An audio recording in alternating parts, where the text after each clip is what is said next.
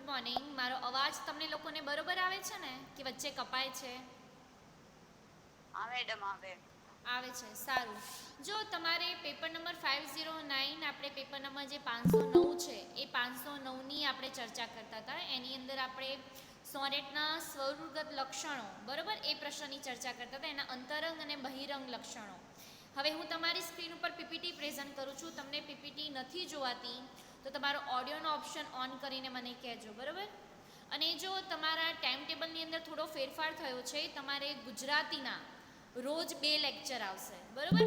હવે લેક્ચરનો આજે ટાઈમ કયો છે હું એક દિવસ આગળ મૂકી દઈશ. આજે થોડી મિસઅન્ડરસ્ટેન્ડિંગના કારણે થોડો ટાઈમ આડોઅવળો થયો છે, પણ હવે તમારે ગુજરાતીના રોજના 2 લેક્ચર આવશે, એક પહેલું અને એક ચોથું. એટલે હવે જે રીતે નક્કી હશે એ રીતે એ લોકો મોકલશે, બરાબર.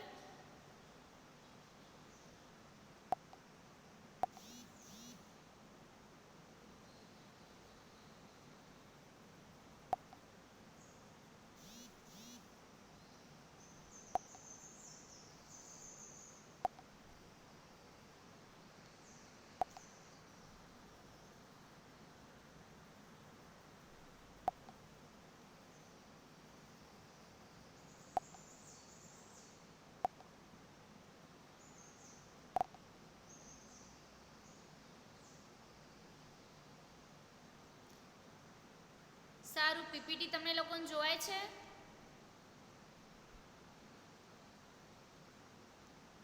તમને લોકોને પીપીટી જોવાય છે? હા મેડમ. ઓકે.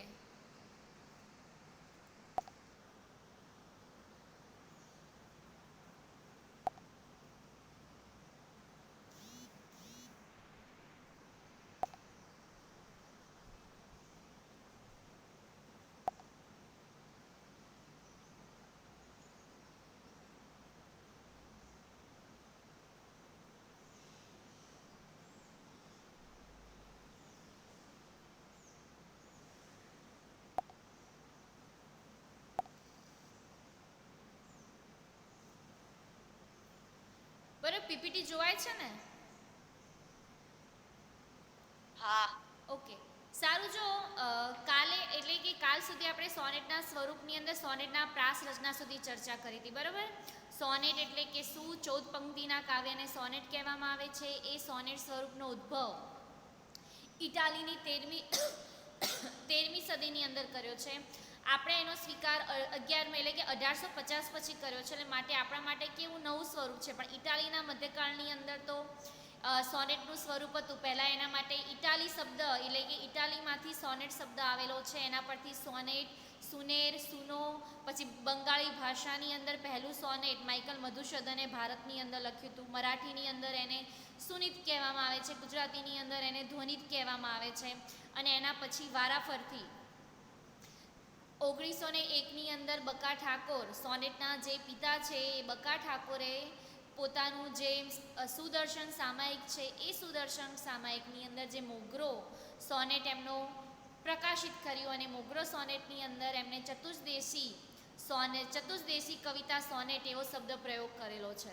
અને એ સોનેટના લક્ષણો એટલે કે સોનેટને કઈ રીતે ઓળખવા, તો સોનેટના લક્ષણોની અંદર પહેલાં સોનેટના પંક્તિની સંખ્યા એટલે કે 14 લીટીના કાવ્યને સોનેટ કહેવામાં આવે છે. પહેલી નજરે જો તમારે સોનેટને ઓળખવું હોય તો તમે એને એ રીતે ઓળખી શકો છો. અને પછી એની અંદર અષ્ટક અને ષષ્ટક એટલે કે શરૂઆતની 8 લીટી અને એના પછીની 6 લીટી, એમ અષ્ટક અને ષષ્ટક એનો ભાગ પાડવામાં આવે છે. અને એમાં પણ એ પંક્તિના વિભાગીકરણના જે ચંદ્રવદન ચંગનલાલ મહેતા એટલે કે ચંચી મહેતાએ પાછા એના પ્રકાર પાડ્યા છે. તો એના પ્રકાર કયા? પેટ્રાર્ક, મિલ્ટન અને શેક્સપિયર સોનેટ.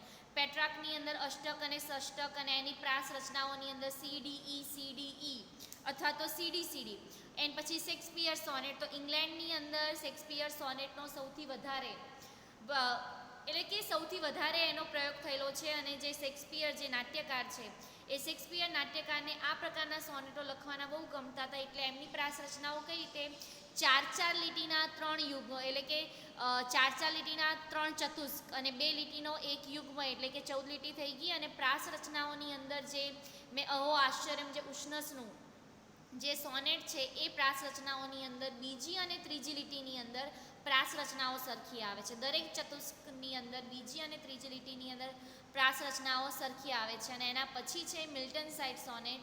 તો મિલ્ટન સાઇડ સોનેટની અંદર અષ્ટક અને ષષ્ટક એમ ભાગ પાડવામાં નથી આવતો, કે પછી શેક્સપિયરની જેમ 4 લીટીના 3 ચતુષ્ક અને એક યુગ્મ પણ પાડવામાં નથી આવતો, પણ 14 લીટીના સળંગ કાવ્યને બરાબર મિલ્ટન સાઇડ સોનેટ કહેવામાં આવે છે. અને એને અનિયમિત સોનેટ પણ કહેવામાં આવે છે. અને 7મી અને 8મી લીટીએ વિરામ ચિહ્ન, એટલે કે તમારે એ લીટી વાંચતા વાંચતા તમારે થોડું થોભવું પડે અને એના પછી બીજી લીટીની અંદર શરૂઆત થાય છે. આમ 14 લીટીના સળંગ કાવ્યને એટલે કે સોનેટના બહિરંગ એટલે કે બાહ્ય લક્ષણોની અંદર જે પ્રકાર પડે છે એની અંદર પંક્તિની સંખ્યા, પંક્તિનું વિભાગીકરણ અને પાછા પંક્તિની વિભાગીકરણના 3 પ્રકાર, પેટ્રાર્ક, શેક્સપિયર અને મિલ્ટન. એના પછી આપણે સોનેટની પ્રાસ રચના એટલે કે સોનેટના બહિરંગ લક્ષણોની અંદર એનું ત્રીજું લક્ષણ છે કે સોનેટની પ્રાસ રચના. પ્રાસ રચના એટલે કે જે ધ્વનિ સંકેતો છે તે, અને એ ધ્વનિ સંકેતો એટલે કે ક, ખ, ગ એ જે તમારા ભાષા વિજ્ઞાનની અંદર આપણે જેને ધ્વનિ સંકેતો કહીએ છીએ એ ધ્વનિ સંકેતો પ્રાસ રચનાની અંદર આલેખાયેલા છે. પ્રાસ રચના એટલે કે જે પ્રાસો એટલે કે જે ધ્વનિ સંકેતો સરખા આવતા હોય, જે ધ્વનિ સંકેતોના શબ્દ સરખા આવતા હોય, અંતે આવતો શબ્દ એટલે કે જે પ્રાસ અલંકારો છે એ પ્રાસ અલંકારોનો પ્રયોગ જ્યારે તમે સોનેટના પ્રકારો એટલે કે તમે પેટ્રાર્ક, મિલ્ટન અને શેક્સપિયર એ 3 પ્રકારના સોનેટ રચો છો ત્યારે તમારે પ્રાસ અલંકારોનો ઉપયોગ કરવો પડે છે. પ્રાસ અલંકાર એટલે કે શબ્દાનુપ્રાસ અલંકાર, વર્ણાનુપ્રાસ અલંકાર અને અંત્યાનુપ્રાસ અલંકાર. શબ્દાનુપ્રાસ અલંકાર એટલે કે એકનો એક શબ્દ ફરીથી આવતો હોય એને શબ્દાનુપ્રાસ અલંકાર કહેવામાં આવે. અંત્યાનુપ્રાસ અલંકાર એટલે કે અંતે આવતો શબ્દ. અને વર્ણાનુપ્રાસ અલંકાર એટલે કે એકનો એક વર્ણ ફરીથી આવતો હોય તો તેને વર્ણાનુપ્રાસ અલંકાર કહેવામાં આવે છે. એટલે કે તમે જ્યારે પંક્તિના વિભાગીકરણની અંદર એટલે કે તમે પેટ્રાર્ક, મિલ્ટન અને શેક્સપિયર સાઈડના સોનેટો રચો છો ત્યારે તમારે પ્રાસ અલંકારોનો ઉપયોગ કરવાનો હોય છે. અને આ 3 પ્રકારના સોનેટોની અંદર પ્રાસ રચનાઓ સૌથી મહત્વની છે. અને એવી પ્રાસ રચનાઓની અંદર પેટ્રાર્ક હોય તો સીડી જ હોય. શેક્સપિયર સાઈડનું સોનેટ રચવું હોય તો તમારે બીજી એટલે કે 4 લીટીના જે 3 યુગ્મો છે એની અંદર બીજી અને ત્રીજી લીટીની અંદર તમારે એના ચતુષ્કોણની અંદર તમારે એ પ્રાસ મૂકવો જ પડે. એટલે કે આ એનું બંધન છે, આ એની મર્યાદા છે, એની મુજબ તમારે સોનેટની રચના કરવાની હોય છે. એના પછી આપણે છંદ, બરાબર, છંદ પ્રાસ રચનાઓ સુધી આપણે ચર્ચા કરી હતી. એના પછી સોનેટના બહિરંગ લક્ષણોની અંદર ચોથું લક્ષણ છે છંદ. હવે જો છંદ એટલે કે અક્ષરોની સંખ્યા, બરાબર, અને પહેલાં બી મેં કીધેલું છે કે સોનેટને પહેલાં સંગીત સાથે સંબંધ હતો, બરાબર. ઇટાલીની અંદર આપણે જ્યારે સોનેટની પ્રસ્તાવનાની ચર્ચા કરતા હતા ત્યારે શરૂઆતની અંદર જ્યારે સોનેટને સંગીત સાથે સંબંધ હતો, પણ પછી સોનેટ એ સંગીતની ગાદીનો ત્યાગ કરે છે અને ફક્ત પછી સંવાદવાળું સોનેટ એ થઈ જાય છે. એટલે કે સોનેટની અંદર લય એટલે કે તમે સોનેટને ગાઈ ન શકો પણ ફક્ત તમારે સંવાદની જેમ સોનેટને વાંચવાના છે. એટલે કે સોનેટની અંદર અક્ષરમેળ છંદોનો ઉપયોગ વધારે કરવામાં આવે છે, માત્રામેળ અને લયમેળ છંદોનો ઉપયોગ કરવામાં આવતો નથી. કેમ કે માત્રામેળ અને લયમેળ છંદોનો ઉપયોગ ક્યારે કરવામાં આવે કે જ્યારે તમારે ઉર્મિ પ્રધાન કે ગેય કાવ્ય એટલે કે જે કાવ્યને તમારે ગાવાનું હોય એ કાવ્ય તમારે લખવાનું હોય ત્યારે તમે માત્રામેળ અને લયમેળ છંદનો ઉપયોગ કરો છો. પણ અક્ષરમેળ છંદોની અંદર સૂર, તાલ અને લય નથી અને મોટા ભાગે સોનેટની અંદર સંગીત સાથે સંબંધ નથી. એટલે સોનેટને તમારે સંવાદરૂપ કાવ્ય સમજવાનું હોય છે, સંવાદની જેમ તમારે એને વાંચવાનું હોય છે. એટલે કે સોનેટની અંદર અક્ષરમેળ છંદોનો સૌથી વધારે ઉપયોગ કરવામાં આવે છે. હવે સોનેટની અંદર માત્રામેળ અને લયમેળ છંદનો ઉપયોગ કરવામાં નથી. હવે સોનેટની અંદર જે અક્ષરમેળ છંદો વપરાય છે એ અક્ષરમેળ છંદોની અંદર વસંત તિલકા, માલિની, મંદાક્રાંતા, શિખરણી, પૃથ્વી, હરિણી અને સાદુલ વિક્રીડિત આવા છંદો વધારે વપરાય છે. અને આપણે ત્યાં એટલે કે ગુજરાતી ભાષા સાહિત્યની અંદર અથવા તો ગુજરાતી ભાષાની અંદર તમે જ્યારે સોનેટ લખો છો ત્યારે એ સોનેટની અંદર પૃથ્વી છંદ સૌથી વધારે વપરાય છે. અહીંયા તમારે અંડરલાઇન અથવા તો ટીક માર્ક કરવું હોય તો કરી દો. કદાચ MCQની અંદર પૂછાઈ શકે કે ગુજરાતી ભાષાની અંદર સૌથી વધારે પૃથ્વી છંદની અંદર સોનેટ લખાવવામાં એટલે કે સૌથી વધુ એટલે કે તમે બકા ઠાકોરને જોઈ લો, દરેક સર્જકોએ ભલે એ લોકોએ પેટ્રાર્ક, મિલ્ટન કે શેક્સપિયર સાઈડના સોનેટો પ્રકારના લખ્યા છે પણ એ લોકો જ્યારે સાદા એટલે કે અનિયમિત સોનેટો જ્યારે લખે છે એ અનિયમિત સોનેટની અંદર એ પૃથ્વી છંદનો સૌથી વધારે ઉપયોગ કરે છે. કેમ કે 17 અક્ષરનું એનું બંધારણ છે. જસ જસ યલગા તમે જેટલા બી સોનેટ અથવા તો પૃથ્વી છંદના ઉદાહરણની અંદર તમે જોશો ને તો સોનેટના લક્ષણો વધારે છે. હવે જો સોનેટના બે લક્ષણો છે, બહિરંગ લક્ષણો અને અંતરંગ લક્ષણો. બહિરંગ લક્ષણોની અંદર પંક્તિની સંખ્યા, પંક્તિનું વિભાગીકરણ અને પાછા પંક્તિના વિભાગીકરણના 3 પ્રકાર. પેટ્રાર્ક, મિલ્ટન અને શેક્સપિયર. એના પછી છે પ્રાસ રચના, ત્રીજું લક્ષણ, અને ચોથું લક્ષણ છે સોનેટની અંદર છંદ. આ સોનેટના બહિરંગ લક્ષણો છે, એટલે કે બાહ્ય દેખાવ પરથી તમે ઓળખીને કહી શકો કે આને સોનેટ છે. હવે સોનેટના અંતરંગ લક્ષણો, એટલે કે સોનેટ સ્વરૂપને ઓળખવા માટે બહિરંગ લક્ષણોના જે તમે 4 મુદ્દાઓ જોયા, એના પછી સોનેટના આંતરિક લક્ષણો એટલે કે અંતરંગ લક્ષણો, બરાબર. એટલે કે એના આંતરિક લક્ષણોની સિવાય તમે સોનેટને કઈ રીતે ઓળખી શકો, તેમાંનું પહેલું લક્ષણ છે વક્તવ્યની આગવી મુદ્રા. વક્તવ્યની આગવી મુદ્રા એટલે કે જ્યારે પણ સોનેટકાર સોનેટની 14 લીટીની અંદર એને એની કથાવસ્તુ કહેવાની હોય છે, અને એ કથાવસ્તુ કહેતા વખતે એ સોનેટકારનો વક્તવ્યનો ભાગ કેવો છે. જેમ કે વળાવી બા આવી સોનેટ છે, બરાબર, ઉષ્ણસનું. એ વળાવી બા આવી સોનેટની અંદર વક્તવ્યની મુદ્રા એટલે કે જ્યારે ઉષ્ણસે પોતાના સોનેટની અંદર જ્યારે દિવાળીની રજાઓની અંદર બા પોતાના દરેક પુત્ર અને દિવાળીની રજાઓની અંદર એમના બાળકો એમના વતને આવે છે, અને દરેક જે રીતે વેકેશન પૂરું થાય છે એમ દરેક પોતપોતાના ઘરે શહેર તરફ પાછા જતા રહેવાના છે. એટલે એ વાત જે એક આખી ઉર્મી કાવ્યની રીતે એમને જે રજૂ કરી છે, એ જ રીતે જૂનું ઘર ખાલી કરતા બાળમુકુંદ દવેનું જે સોનેટ છે, એ જૂનું ઘર ખાલી કરતા સોનેટની અંદર બી એવું છે કે માતા પિતા જ્યારે પોતાનું જૂનું ઘર ખાલી કરીને જાય છે અને નવા ઘરે રહેવા જવાના છે, અને એક એક વસ્તુ યાદ કરીને રહે છે.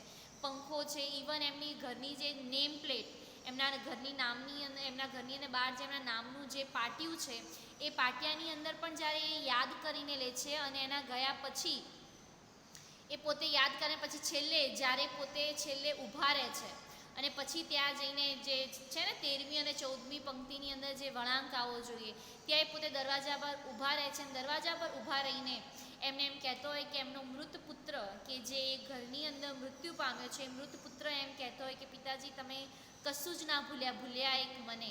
અને ત્યાંથી એની એક કથિત્વ વળાંક એટલે કે ત્યાં તમને વિચારની અંદર બાળમુકુંદ લાવી દે છે. એટલે કે અત્યાર સુધી તો તમે જે એની શરૂઆતની જે 13 અથવા તો 12 લીટી તમે વાંચો, તો એ 12 લીટીની અંદર તો એવું છે કે આ બાજુ એક દંપતી છે, એ દંપતીને નવા ઘરે જવાનું છે, નવા ઘરે જવાનો એમને ઉત્સાહ છે, પણ અને એ પોતાના જૂના ઘરમાંથી દરેક વસ્તુઓ બધી યાદ કરીને લઈ પણ રહ્યા છે, પણ છેલ્લે જ્યારે છેલ્લી વાર જૂની ઘરે છેલ્લી વાર પોતાના એ ઘરને જોવા માંગે છે, ત્યારે એ ઘરની અંદરથી એમના એક એટલે કે એમનો એક પુત્ર એ ઘરની અંદર મૃત્યુ પામે, તો એની યાદો છે, અને યાદોને તો કઈ રીતે પોતાની સાથે લઈ જઈ શકે, એ વસ્તુ નથી, એ ફક્ત અનુભવની વસ્તુ છે.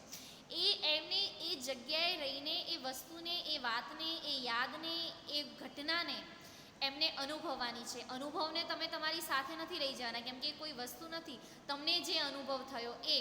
અને એ જ સર્જક સોનેટની અંદર જ્યારે સર્જક પોતાના કથિત્વના અંદર પોતાના વક્તવ્યની ભૂમિકાને સ્વીકારે અને ભાવકને વિચારમાં, એટલે કે ભાવક જ્યારે વાંચતો હોય ત્યારે છેલ્લી 13મી અને 14મી પંક્તિ વાંચી અને ભાવક એટલે કે જે સોનેટ જે વાંચે છે એ લોકોને વિચારની અંદર લાવી મૂકી દે, અને એ લોકોના વિચારની અંદર એ સૌથી મહત્ત્વનો ભાગ ભજવે છે.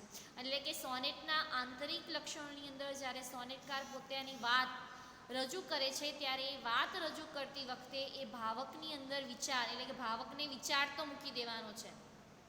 એ જ રીતે ઉષ્ણસનું આર્યુ સોનેટ છે, હું મુજ પિતા, એટલે કે હું મુજ પિતાની અંદર બી એવું છે કે સોનેટની શરૂઆત થાય છે, એની અંદર સોનેટના ઉષ્ણસના પિતા જે મૃત્યુ પામ્યા હોય છે, અને મૃત્યુ પામ્યા પછી એમના પિતાનું અગ્નિ સંસ્કાર કરીને આવે છે, અને અગ્નિ સંસ્કાર કરીને આવ્યા પછી ઉષ્ણસની અંદર એમના પિતાના જેવી હરકતો આવી જાય છે. એટલે કે જે રીતે એમના પિતા બપોરે સૂઈ જતા હતા, એમને પંછી ઓઢવાની આદત હતી, સાંજે અગરબત્તી કરવાની, એટલે કે જે બધી જે એમની આદતો છે ધીમે ધીમે એમના જેવી થતા લાગે છે. એટલે એનું શીર્ષક રાખ્યું છે કે હું મુજ પિતા, કે હું મારા પિતાની જેમ થતો જઉં છું. એટલે કે સોનેટના આંતરિક લક્ષણોની અંદર વક્તવ્યની આગવી મુદ્રાની અંદર એટલે કે સોનેટકાર જે પોતાનું વક્તવ્ય રજૂ કરવામાં માંગે છે, જે પોતાની વાત રજૂ કરવામાં માંગે છે, એ વાત એને ઉર્મિરસિક ચિંતનના કારણે એને રજૂ કરવાની હોય છે. અને જ્યારે પણ જે ભાવક એ વાતને સમજે છે, એ સોનેટને વાંચે છે, ત્યારે એના મનની અંદર એ વિચાર મૂકી દે, અને વિચાર તો થઈ જ જવો જોઈએ. એ સોનેટના આંતરિક એનું લક્ષણ છે, એટલે વક્તવ્યની આગવી મુદ્રાની અંદર. હવે સોનેટના આંતરિક લક્ષણોની અંદર બીજું લક્ષણ છે કથયિત્વ વળાંક. હવે સોનેટની અંદર આ સૌથી મહત્વનું લક્ષણ છે, અને કથયિત્વ વળાંક એટલે કે ટર્નિંગ પોઈન્ટ એવી કાવ્ય રચના કે જે કાવ્ય રચનાથી સોનેટની અંદર વળાંક બિંદુ આવે છે, ત્યાંથી આખા સોનેટનું નવી એક વાત જે સોનેટકાર રજૂ કરવામાં માંગે છે એ રજૂ કરવામાં આવે છે. જેમ કે વળાવી બા આવી સોનેટ છે, તો વળાવી બા આવી સોનેટની અંદર શરૂ અષ્ટક અને ષષ્ટક, બરાબર, એ અષ્ટક અને 8 એના વિભાગ તો પાડ્યા છે, પણ એ પેટ્રાર્ક મિલ્ટન એ પ્રાસ રચનાઓની અંદર એ ઉષ્ણસે લખ્યું નથી, પણ એની અંદર અષ્ટક અને ષષ્ટક એમને ભાગ પાડ્યા છે. અને શરૂઆતની 8 લીટીની અંદર તો એમને બહુ ઉત્સાહ સાથે વાત દર્શાવી છે કે આ રીતે વારાફરતી એમના કુટુંબ વિશે, બાના કુટુંબ વિશે માહિતી આપી 2 લીટીની અંદર, કે બાના કુટુંબની અંદર બા, એમના પતિ અને એક એમના વિધવા ફઈ, એટલે કે એમની જે નણંદ જે વિધવા છે અને જે બા સાથે રહે છે, એ 3 જણ ગામડાના ઘરની અંદર રહે છે. અને પછી વારાફરતી એમના જે 3 છોકરાઓ છે, એ 3 છોકરાઓ વારાફરતી એમના છોકરાઓને લઈને આવે છે. અને શરૂઆતની 8 લીટીની અંદર તો ખૂબ જ ઉત્સાહ હોય છે કે ભાઈ દિવાળીની રજાઓ છે, દિવાળીની વેકેશનની અંદર એ લોકો તહેવારો માને છે. એના પછી 8 લીટીની અંદર એ શરૂઆત થાય છે. એના પછી ષષ્ટકની શરૂઆત થાય છે, તો કે છેલ્લી 6 લીટી, એટલે કે 6 લીટીની અંદર એટલે કે 9મી, 10મી, 11મી અને 12મી જે 4 લીટી છે, એ 4 લીટીની અંદર ઉષ્ણસ વળાંક બિંદુ નથી આપતા, પણ એ 4 લીટીની અંદર એ સોનેટનો અંત એમને દર્શાવ્યો છે. એની અંતની અંદર કેવું છે કે ભાઈ દિવાળીની રજાઓ પૂરી થઈ ગઈ છે અને વારાફરતી એમ બાના બધા છોકરાઓ વારાફરતી પોતે જઈ રહ્યા છે, એટલે કે પોતે જવાના છે, એ વાત રજૂ કરી છે. અને એના પછી ટર્નિંગ પોઈન્ટ તો ઉષ્ણસે 13મી અને 14મી લીટીની અંદર આપ્યો છે કે બા બધાને વળાવી બા આવી, એટલે કે એના ઉપરથી એનું શીર્ષક છે, એટલે કે બા બધાને એટલે કે વળાવીને આવ્યા અને રસ્તા ઉપર એટલે કે દરવાજી પાસે ઉમરાની અંદર જે પગથિયું છે એ પગથિયાની અંદર બા બેસી જાય છે અને પછી પોતે વળાવીને આવ્યા. એટલે કે એમના બાળકો જે આટલા દિવસ એમની સાથે હતા, એ બાળકો હવે જતા રહ્યા છે અને એના પછી આખા ઘરની અંદર એ પોતે 3 જણ એકલા રહ્યા છે. હવે એ બધા બાળકો ક્યારે આવશે? આવતી દિવાળીએ જ્યારે વેકેશન પડશે ત્યારે એ લોકો પાછા આવશે અને આખા ઘરની અંદર એ પોતે એકાદ, અને બા પણ એટલે કે ત્યાંથી ટર્નિંગ પોઈન્ટ આવે છે કે જે વૃદ્ધાવસ્થાની અંદર બાને પોતાના બાળકોના, એમના પૌત્રોની જે પ્રેમની જરૂર હતી એ પ્રેમ એમને મળતો નથી અને હવે ઘડપણની અંદર એ પોતે એકલું પોતાનું જીવન જીવી રહ્યા છે. એટલે કે વૃદ્ધ વ્યક્તિના વ્યક્તિત્વનું આલેખન એની અંદર કર્યું છે. અને ઉષ્ણસે 13મી અને 14મી પંક્તિની અંદર એ રીતે ટર્નિંગ પોઈન્ટ આપ્યું છે. એ જ રીતે જૂનું ઘર ખાલી કરતા છે, જૂનું પિયર ઘર છે, મોગરો સોનેટ છે, આ બધા સોનેટની અંદર 13મી અને 14મી લીટીની અંદર એમને ટર્નિંગ પોઈન્ટ આપ્યું છે. બાળમુકુંદ દવે જે જૂનું ઘર ખાલી કરતા સોનેટ છે, એ જૂનું ઘર ખાલી કરતા સોનેટની અંદર બી એવું છે, શરૂઆતની 12 લીટીની અંદર તો તમને એમ જ લાગે કે આ દંપતીને બહુ ઉત્સાહ છે નવા ઘરે જવાનો અને બધી વસ્તુ યાદ કરીને જાય. 13મી અને 14મી લીટીની અંદર એ દંપતી છેલ્લી વાર દરવાજા પાસે ઊભા રહી અને પોતાના ઘરને જોવે છે. અને 14મી લીટીની અંદર બાળમુકુંદ દવે લખ્યું છે કે બા બાપુજી તમે કશું ના ભૂલ્યા એક મને, એવી એક પંક્તિ આવે છે. અને બસ ત્યાંથી જ ટર્નિંગ પોઈન્ટ આવે છે કે ત્યાંથી ટર્નિંગ પોઈન્ટ એટલે પછી એ ભૂતકાળ આવે છે કે જે દંપતી છે, એ દંપતીનું જે બાળક છે એ ઘરની, એ જૂના ઘરની અંદર એ મૃત્યુ પામ્યો છે અને એની યાદો એ ઘરની અંદર રહેલી છે. હવે એની યાદને તો કઈ રીતે લઈ જવી, અને એનો બાળક, એ જે મૃત બાળક એના માતા પિતાને ફરિયાદ કરતો એમ કહેતો હોય છે કે તમે કશું જ ના ભૂલ્યા, કે તમે મને જ ભૂલી ગયા, કે મારી યાદોને તમે તમારી સાથે કઈ રીતે લઈ જશો. અને એના પછી બાળમુકુંદ દવે પ્રસ્તાવનાની અંદર એ પોતે એમ કહે છે કે બાળકની યાદ એમને આવે છે માટે ઘર ખાલી કરીને જાય છે, પણ એ ઘરની અંદર જ એમના બાળકની યાદ છુપાયેલી છે. એટલે આ રીતે ટર્નિંગ પોઈન્ટ સોનેટ, દરેક સોનેટની અંદર આ રીતે ટર્નિંગ પોઈન્ટ આપતો હોય છે. પણ તમે જ્યારે પેટ્રાર્ક સાઇડ સોનેટ લખો છો, એટલે કે પંક્તિના વિભાગીકરણની અંદર પેટ્રાર્ક પ્રકારનું સોનેટ લખો છો, એટલે કે અષ્ટક અને ષષ્ટક અને એની પ્રાસ રચનાઓની અંદર સીડીઈ અથવા તો સીડી એ રીતે તમે જ્યારે એની પ્રાસ રચનાઓ આલેખો છો ત્યારે એ પ્રાસ રચનાની અંદર આઠમી જ્યારે એટલે કે પેટ્રાર્ક સોનેટની શરૂઆત થતી હોય ત્યારે આઠમી લીટીની અંદર બરાબર ટર્નિંગ પોઈન્ટ આવે છે. પેટ્રાર્ક સાઇડ સોનેટ લખો ત્યારે એ સોનેટકારે આઠમી લીટીની અંદર જ એને વળાંક બિંદુ આપવાનું હોય છે અને પછી ષષ્ટકની અંદર એનો પોતાનો અંત સમાવી લેવાનો. એ જ રીતે તમે જ્યારે શેક્સપિયર સાઇડનું સોનેટ લખો છો, શેક્સપિયર સાઇડનું સોનેટ એટલે કે 4 લીટીના 3 ચતુષ્ક અને 2 લીટીનો યુગ્મ, એટલે કે જે ત્રીજું ચતુષ્ક છે એની 12મી લીટી અને એક યુગ્મ છે એની 13મી લીટી, એટલે કે તમે 12મી લીટીની અંદર ટર્નિંગ પોઈન્ટ આપો અથવા તો તમે 13મી લીટીની અંદર ટર્નિંગ પોઈન્ટ આપો, પણ તમે જ્યારે પેટ્રાર્ક અને શેક્સપિયર સાઇડના સોનેટ રચો છો ત્યારે વળાંક બિંદુ તમારે આ પેટ્રાર્ક સાઇડ પ્રકારનું સોનેટ હોય તો તમારે 8મી લીટીની અંદર તમારે એનું ટર્નિંગ પોઈન્ટ આપવું અને શેક્સપિયર સાઇડનું સોનેટ હોય ત્યારે તમે એને 12મી અને 13મી લીટીની અંદર તમે એને ટર્નિંગ પોઈન્ટ આપી શકો છો. આમ કથિયત્વ વળાંક એટલે ટર્નિંગ પોઈન્ટ એ સોનેટનું સૌથી મહત્વનું લક્ષણ છે. તમે જ્યારે અનિયમિત પ્રકારના સોનેટો રચો છો એટલે કે પ્રાસ રચનાની અંદર નથી તમારે બંધાવવું કે પંક્તિના વિભાગીકરણની અંદર નથી બંધાવવું ત્યારે તમે એને કોઈ પણ જગ્યાએ વળાંક આપી શકો, પણ તમે જ્યારે પેટ્રાર્ક અને શેક્સપિયર સાઇડનું સોનેટ રચો છો ત્યારે પેટ્રાર્કની અંદર 8મી લીટીની અંદર જ વળાંક આવે. આ પોઈન્ટ તમે ટીક માર્ક કરી દેજો, કદાચ MCQની અંદર પૂછાઈ શકે કે પેટ્રાર્ક સાઇડ સોનેટની અંદર કઈ લીટીની અંદર વળાંક બિંદુ આવે છે, તો પેટ્રાર્ક સાઇડ સોનેટની અંદર 8મી લીટીની અંદર વળાંક બિંદુ આવે છે અને શેક્સપિયર સાઇડ સોનેટની અંદર 12મી અને જે 13મી લીટી છે એની અંદર વળાંક બિંદુ આવે છે. હવે છે ગહન અને રહસ્યમય અનુભૂતિ. ગહન અને રહસ્યમય અનુભૂતિ એટલે કે સોનેટકાર જ્યારે સોનેટ રચે છે ત્યારે એ સોનેટ લખતી વખતે માનવ જીવનનું એક આગવું દર્શન એટલે કે મનુષ્યના જીવન દર્શન, મનુષ્યને કોઈ ઉદ્દેશ આપતું એ સોનેટ એની અંદર એ મહત્ત્વનું એક ઘટક તત્વ હોય છે. કેમ કે જો કોઈ પણ સાહિત્ય હોય એ સાહિત્યની અંદર જે તે સમયે લોક સંસ્કૃતિનું પ્રતિબિંબ જોવા મળે છે. કેમ કે જ્યારે સોનેટકાર પોતાના સોનેટની રચના કરે છે ત્યારે એ જે તે પ્રદેશની લોક સંસ્કૃતિને ધ્યાનમાં રાખીને પછી નવલકથા હોય, નાટક હોય, ટૂંકી વાર્તા હોય, એકાંકી હોય, કોઈ પણ સ્વરૂપ હોય, દરેક સ્વરૂપની અંદર જ્યારે સર્જક પોતાના સાહિત્યનું સર્જન કરે છે ત્યારે એ સાહિત્યની અંદર જે તે સમયની લોક સંસ્કૃતિનું પ્રતિબિંબ તમને એની અંદર જોવા મળે છે. અને જ્યારે સોનેટકાર સોનેટની રચના કરે છે ત્યારે એ સોનેટની અંદર માનવ જીવનનું આગવું દર્શન અને એક ઉદ્દેશ આપતું એક સોનેટ, અને એ પણ રહસ્યમય અનુભૂતિ એટલે કે એક એવા અનુભવને એની અંદર એ વ્યક્ત કરવાનો હોય છે જે અનુભવ એ સોનેટકારે પોતે વ્યક્ત કરેલો હોય. એટલે કે પોતે તમે કોઈ પણ વસ્તુ કે વાત તમે આલેખવાનો છો તો ત્યારે એ વાત તમને જ્યાં સુધી અનુભવ થવાનો નથી ત્યાં સુધી તમે એ વાતને આલેખી નહીં શકો અને તમે એને અનુભવી બી નહીં શકો. કે ને અનુભવ સૌથી શ્રેષ્ઠ શિક્ષક છે કે તમારા જીવનની અંદર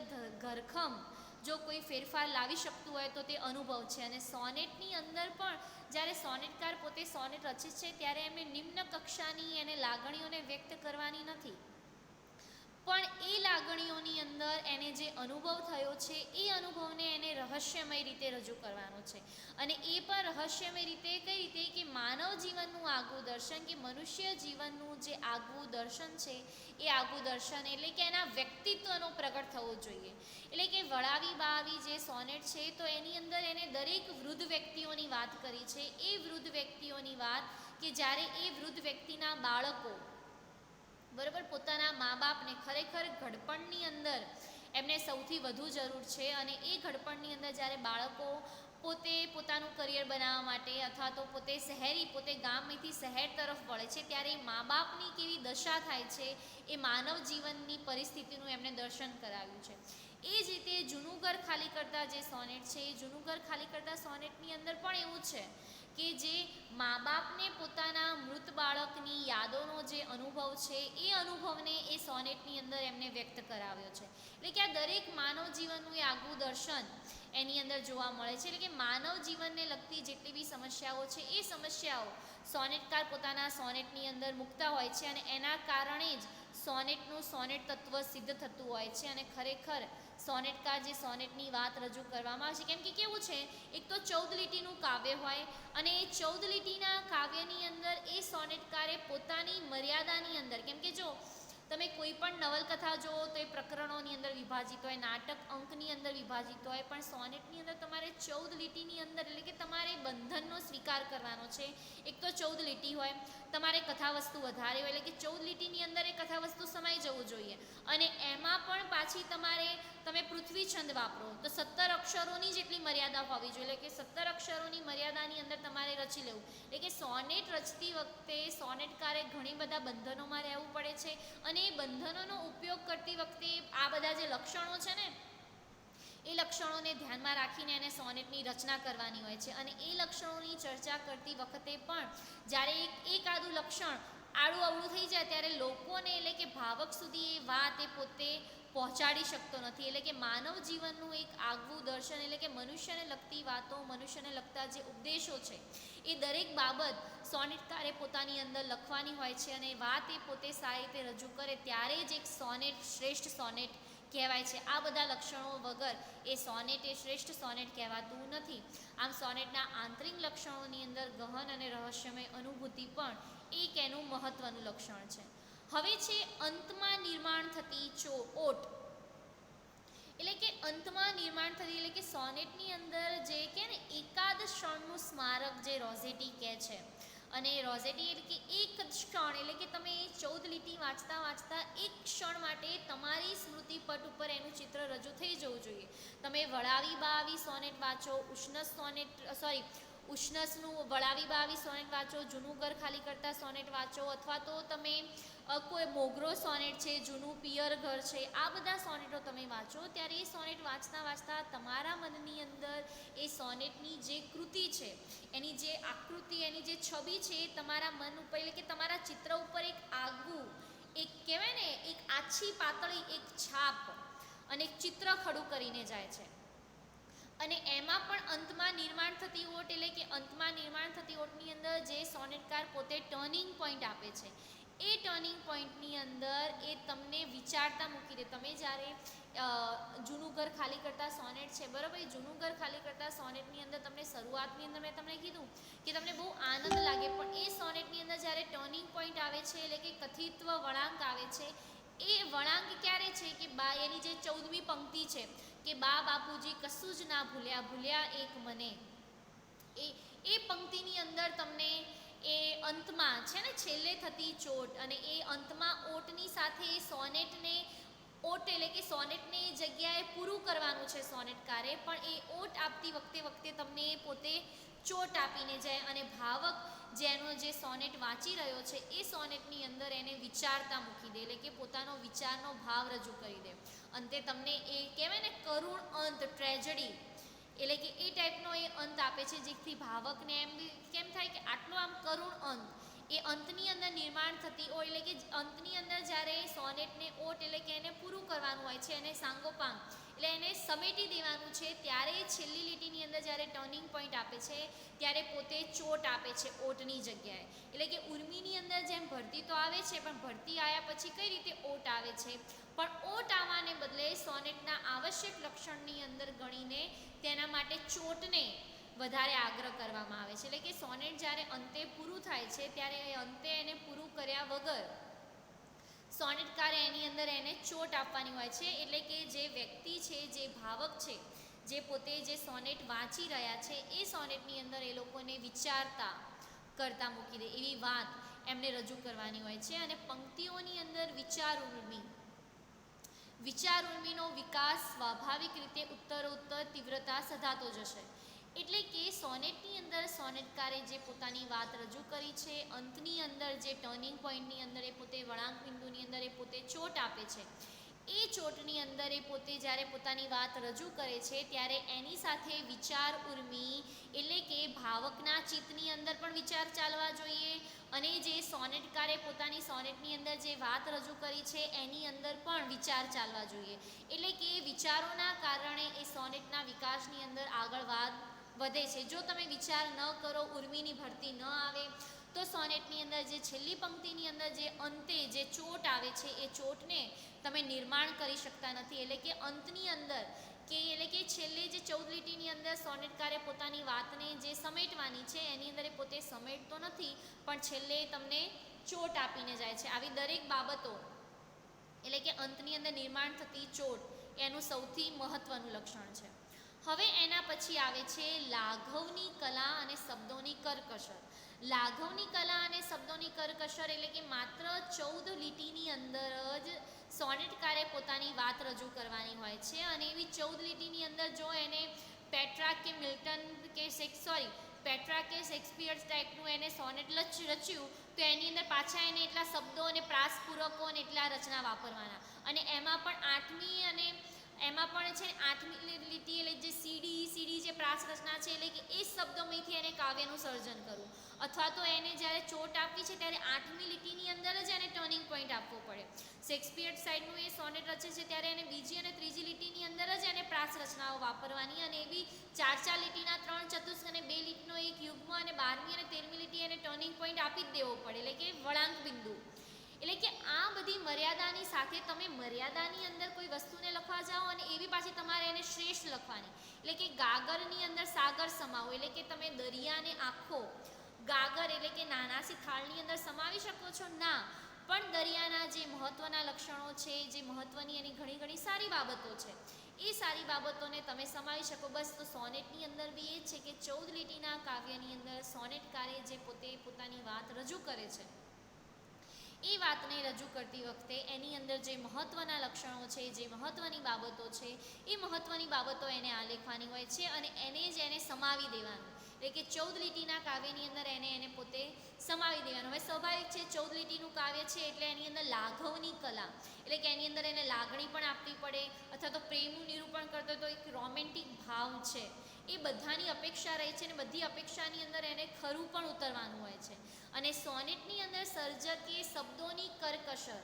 હવે શબ્દોની કરકસર છે એટલે કે સ્વાભાવિક છે, કેમ કે 14 લીટીના કાવ્યની અંદર એને સોનેટ રચવાનું એટલે એને અમુક મર્યાદિત શબ્દો જ એને વાપરવા પડશે, અને એ પણ મર્યાદિત શબ્દ વાપરતી વખતે એની અંદર ચલો એને પૃથ્વીછંદ લીધો, બરાબર, તો પૃથ્વીછંદની અંદર એને 17 અક્ષરોની 14 લીટી કરવાની, અને એ પાછી 17 અક્ષરોની અંદર 14 લીટી પૂરી થઈ જવી જોઈએ. એની અંદર ચલો એને પેટ્રાક સાઇડ સોનેટ લીધું તો પાછી એને પ્રાસ રચનાઓ લેવાની.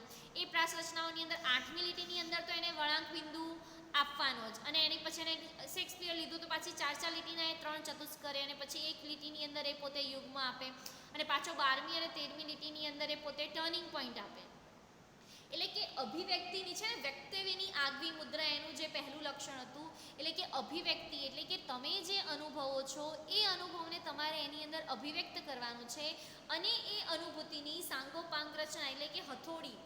કોઈ શિલ્પકાર છે જ્યારે શિલ્પની પથ્થરની મૂર્તિ બનાવે છે ત્યારે પથ્થરની મૂર્તિને બરોબર ટાંકે છે એ હથોડીથી, અને એ હથોડી મુજબ એ પોતે એનો ઘાટ અથવા તો એનો આકાર કે એની આકૃતિ એ પોતે આપવાની કોશિશ કરે છે. આમ સોનેટની અંદર પણ સોનેટકારે શબ્દોની મર્યાદા, શબ્દોની કરકસરની સાથે એ પોતે જે અનુભવે છે, પોતે જે અભિવ્યક્ત કરે છે એ અભિવ્યક્ત એને સોનેટની અંદર રજૂ કરવાનું હોય છે. અને જો આ બધી મર્યાદાઓ, શબ્દોની કરકસર, આટલી સારી આ બધા જે લક્ષણો છે, લક્ષણોને ધ્યાનમાં રાખી અને જ્યારે સોનેટકાર સોનેટ રચે ત્યારે જ એનું શ્રેષ્ઠ સોનેટ એ પોતે લખાય છે, એના વગર એ શ્રેષ્ઠ સોનેટ થતું નથી. એટલે કે અનુભૂતિ અને અભિવ્યક્ત કર્યા વગર સોનેટની રચના થતી નથી. એટલે કે અભિવ્યક્ત અને અનુભૂતિ એટલે કે તમે જૂનું ઘર ખાલી કરતા છે એ સોનેટના શબ્દની અંદર એવી તાકાત હોવી જોઈએ કે શબ્દ વાંચતા એ ભાવકને એના વિશેની અનુભૂતિ થાય. જે અનુભવ બકા ઠાકોરે કર્યો હોય કે ઉષ્ણસે કર્યો હોય કે જયંત પાઠકે કર્યો હોય કે પ્રહલાદ પારેખે કર્યો હોય કે બાળ મુકુંદ દવે કર્યો, એ અનુભવની વાત એ પોતાના શબ્દની અંદર રજૂ કરે છે. અને એ અનુભવની સાથે એ ભાવક જ્યારે પોતાનું એ સોનેટ એ સર્જકનું વાંચે છે ત્યારે એ અનુભવ એને પોતે પણ થયેલો હોવો જોઈએ કે હા, ટ્રેજડી એમ કહેવાય ને કે છેલ્લે અંત વાંચતા તમારા મનની અંદર પણ એના વિશે તમને વિચાર કરતા મૂકી દે. આમ લાઘવ અને કલા એટલે કે લાઘવની લાગણીની વાત એને રજૂ કરવાની છે, અને લાગણીની વાત પણ કઈ રીતે શબ્દોની કરકસરની સાથે એને પોતાની વાત રજૂ કરવાની છે. એના પછી છે કથાનક વિષય. એટલે કે સોનેટની અંદર જ્યારે સોનેટકાર પોતાનો કથાનકનો વિષય રચે છે ત્યારે એ કથાનકના વિષયની અંદર એ કેવી કેવી બાબતો એટલે કે કથાવસ્તુ કઈ કઈ કથાવસ્તુના આધારે સોનેટની રચના કરી શકતે એટલે કે સોનેટની અંદર કથાવસ્તુ કઈ લેવી તો એની અંદર એ સોનેટકાર પૂર્ણ સ્વતંત્ર છે. એ કોઈ પણ બાબતને લઈને કથાવસ્તુને ધ્યાનમાં રાખીને પોતાનું સોનેટ રચી શકે. પ્રકૃતિને નિરૂપણ કરતા સોનેટ રચવા હોય તો એ પણ રચી શકે. પ્રણય નિરૂપણ એટલે કે પ્રેમને દર્શાવતા જો સોનેટો એમને રચવા જ આપણે જૂનું પિયર ઘર છે એ જૂનું પિયર ઘર એ પ્રેમ નિર્દેશિત સોનેટ છે. એ જ રીતે જૂનું ઘર ખાલી કરતા છે, વળાવી બાવી એ બધા કૌટુંબિક એટલે કે કુટુંબને લગતા જે સોનેટો છે એ બધા સોનેટો છે. હું મુજ પિતા છે, વળાવી બા આવી, વળાવી બા આવ્યા, આ બંને ઉષ્ણસના અલગ અલગ સોનેટ છે. એટલે કે આ પ્રકારના જે એટલે કે સોનેટકાર જ્યારે સોનેટના કયા કથા વસ્તુના આધારે પોતાનું વિષય વસ્તુ પસંદ કરે તો એના માટે પોતે સ્વતંત્ર છે. એને જે જોઈએ એ મુજબ એ પોતાના સોનેટનું કથાવસ્તુ રચી શકે છે. પણ ઇંગ્લેન્ડની અંદર જ્યારે સોનેટ રચાય છે ત્યારે એ સોનેટની અંદર કેવા પ્રકારની અંદર પ્રેમ એટલે કે પ્રણય નિર્દેશ કરતા જ સોનેટો રચાય છે અને કે પ્રણયનું નિરૂપણ એની અંદર સૌથી વધુ આવે છે. એટલે કે પ્રેમને લગતા સોનેટો ઇંગ્લેન્ડની અંદર સૌથી વધુ વપરાય છે અને ઇંગ્લેન્ડ અને યુરોપ એની અંદર પ્રેમ એટલે કે પ્રેમ પ્રણય નિરૂપણ કરતી વાત સોનેટની અંદર વધારે કરી છે. હવે સોનેટ માળા વિશે મારે તમારે ચર્ચા કરવાની છે. 2 ટોપિક અને આ જ એકમનો જે બીજો પ્રશ્ન છે તમારે રહી જાય છે. એ હવે તમારું બીજું લેક્ચર જે 11 ને 10 શરૂ થવાનું છે જેની લિંક હું તમને ગ્રુપની અંદર મૂકીશ. એ લેક્ચરની અંદર આપણે આના પછીનો જે ટોપિકો છે એ પ્રશ્નની ચર્ચા કરશું. હવે આટલા ટોપિકની અંદર લઈને તમને કોઈને કઈ ક્વેશ્ચન હોય તો તમે મને પૂછી શકો છો.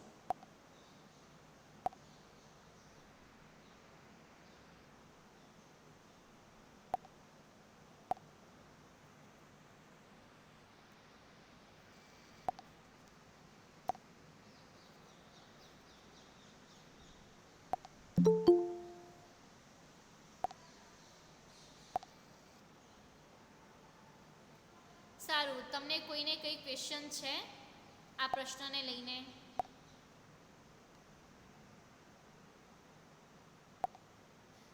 સારું, હવે જો તમારું છે ને ચોથું લેક્ચર પાછું ગુજરાતીનું છે. એ જે આ અધૂરો પ્રશ્ન છે ને એ અધૂરો પ્રશ્ન આપણે પૂરો કરી દઈશું અને જો ટાઈમ મળશે તો તમારું જે પેપર 9નો જે બીજો પ્રશ્ન છે એકમ નંબર 1નો એ પ્રશ્નની બી ચર્ચા કરી લઈશું. એટલે તમારે એક એકમ પતી જાય.